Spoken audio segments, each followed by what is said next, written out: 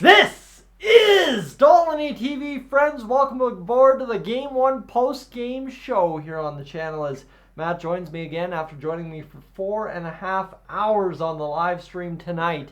The Edmonton Oilers in double overtime defeat the Stars 3-2 on, I think the story of the game is it was amazing. Yep.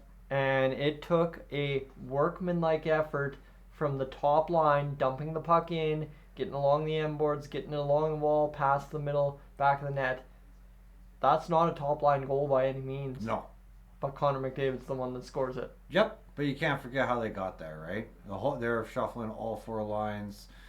Everyone is playing equal ice time mostly on forward, right? They're digging hard, taking the hits from Dallas, right? And then they start giving it back. So they've been really resilient, adapting with how Dallas plays.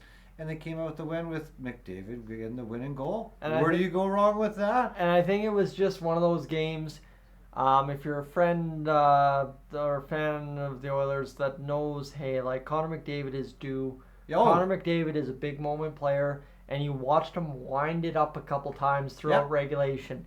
Then he takes the penalty in overtime to start the extra time. Yeah. It's like, is this not going to be Connor McDavid to win the game? Like, there's no way, right? But look, they killed off all the penalties. And that's the thing, too, right? As much as McDavid won this game in overtime, there are 17 other guys that poured their heart and soul into a victory tonight. Yeah, it was all around team battle.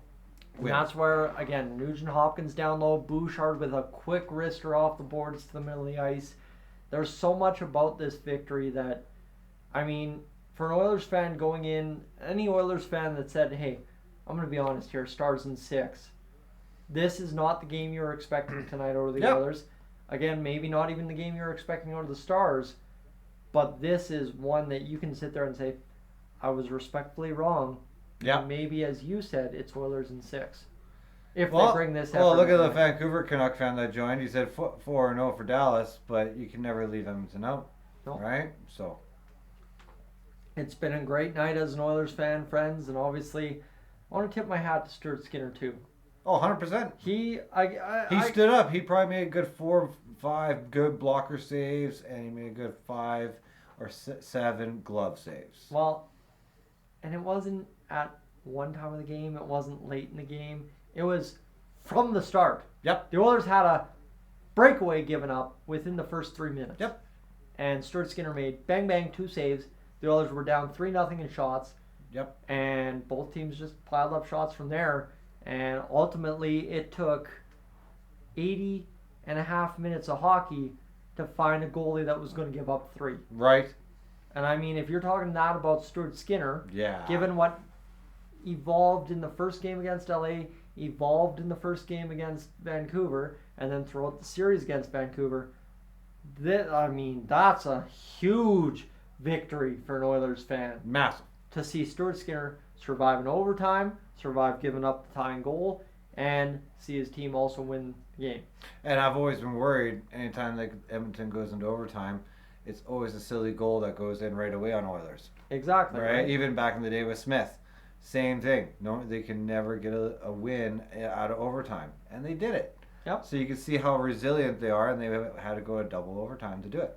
And that's kind of the craziest part, right? Is as an Oilers fan, like you're saying, double overtime is not charted territory. No. Right? That's not, like, go back to 06, okay, sure. But, I mean, if you're talking about going back 20 years-ish, 18 years, to, oh yeah, we've been in double overtime. Oh yeah, I think maybe in 17 we'd gotten there at one point.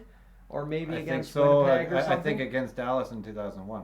But again, there's never, like, I don't think there's a history over the past 20 years of the Oilers winning a bunch of games in double overtime. No. Right? No. Yeah, okay, maybe 1 or 2 you can find. But again, over the past 20 years, it doesn't happen all that much. No. And tonight, the Oilers find a victory in a game they much needed. Yeah. I think you fall down 1-0 to Dallas. I said in the pregame, you don't want to chase. No. Now Dallas is chasing on home ice, nonetheless. Yeah, but you know the next game Dallas is going to come to play. Oh. With a different game plan after seeing how they play. So now, if Dallas is going to bring a different game plan and bring an even more higher compete level, do you think this was the Oilers' best tonight? Like, is this the It can't maximum? be. It can't be. So I this, didn't see their best. I just saw best all round with all four lines and playing good defense. But I'd like to see the best in their offense. so that's where I think going into game two, not saying Dallas is in trouble, not saying the Oilers are going to cakewalk game two, but if Dallas wants to raise the compete level, I think the Oilers are going to be well challenged to do the exact same. Oh, exactly. But And- you have to look at it as Edmonton had so many good opportunities that they fumbled on that they could have got goals on. Yeah. So you can't leave that out. So next game they could be getting more opportunities. Yep. So it could have been a higher score game. And that's, I mean, I guess we've credited Stuart Skinner, but let's not discredit Jake Ottinger by not talking about him.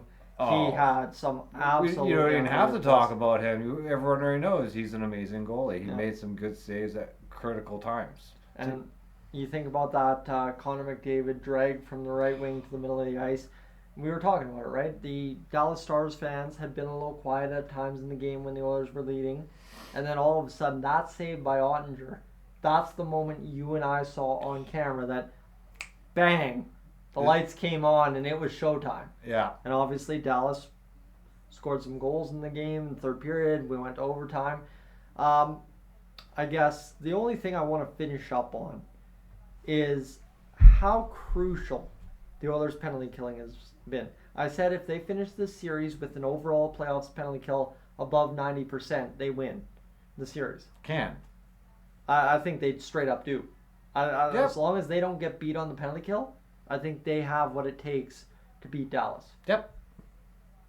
But that said, 90% is, I mean, unbelievable. It's Yep. it's an impossible target. Yep. In the playoffs. But they've been showing it, so they can do it if they keep sticking to Paul Coffey and the coach's game plan. And really, tonight was the definition of that, right? Yep. Everything they did on the penalty kill was flawless. Especially with the 4 minute. It's friends. It's been. I mean, Matt and I can go back and forth about a million different topics tonight. Tonight was phenomenal. That's really the only way to put it. And you know what? The game was just intense to watch. It was just a good, tight battle game. And I love how Dallas came out hidden. Let's throw them off, right? Get them frustrated. But it didn't work. Yeah. So now, friends, we go into game number 2, Saturday night, 6 p.m. 6 p.m.? So we'll see what we can settle up there. I got to get my tires changed and...